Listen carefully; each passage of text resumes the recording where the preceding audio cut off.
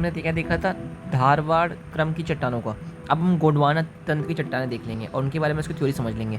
देखिए, गोंडवाना की जो है ना, मेनली किस लिए फेमस होती है? कोयले के लिए फेमस है। आप इसको दिमाग में रख लिए, कोयले के लिए आपको कहीं भी वर्णन आए और आपका चट्टानों का तंत्र पूछे तो आपको क्या लगाना है? गोंडवाना तंत्र की चट्टानें लगाना है। और ये भारत के 90% कोयला भंडार कहाँ पाए जाते हैं? गोंडवाना युगीन शैलों में पाए जाते हैं। देखिए, बिटुमिनस प्रकार का जो कोयला है ना, देखिए सबसे अच्छा कोयला कौन सा होता है? एंथ्रासाइट होता है, फिर बिटुमिनस होता है। तो भारत में बिटुमिनस का जो कोयला है ना, वो सबसे ज़्यादा प्रकार का पाया जाता है। और अब इसके बारे में आगे देख लेते हैं।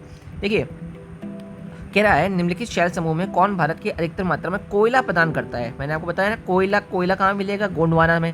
फिर देखिए, इसी पे फिर से क्वेश्चन में आया है, बार बार क्वेश्चन की रिपीटेशन देख लीजिए आप अपने हिसाब से कि निम्नलिखित शैल समूह में कौन सा जीवाश्म में सर्वाधिक है। मैं भाई, जहाँ पर जीवाश्म होंगे वहीं पर कोयला बनेगा, सीधी बात है। तो कौन सी हो जाएगी? गोंडवाना हो जाएगी। और भारत में कोयला निक्षेपण डिपॉजिट कहाँ पाया जाता है? गोंडवाना में। और भारत का 90% से अधिक कोयला कहाँ पाया जाता है? गोंडवाना में। भारत में कौन सी चट्टानें प्रणाली भारत में नवीनतम है? गोंडवाना जो है वो सबसे नवीनतम है। ठीक है।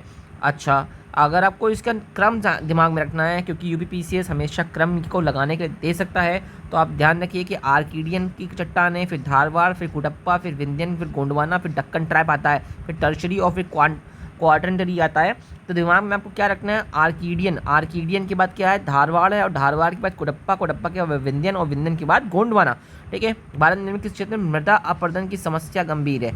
दिमाग में एक चीज़ सेट कर लीजिए, मालवा के पठार में। मालवा के पठार में क्या होता है? सबसे ज़्यादा मृदा अपरदन की एक गंभीर समस्या है। चंबल नदी, चंबल नदी आपको पता है कहाँ से निकलती है? जानापाव की पहाड़ी से निकलती है, और इसी जानापाव पहाड़ी से आपकी चंबल नदी है। और ये चंबल नदी जो है, बाह्य क्षेत्र अवनालिका अपरदन से सर्वाधिक प्रभावित होती है।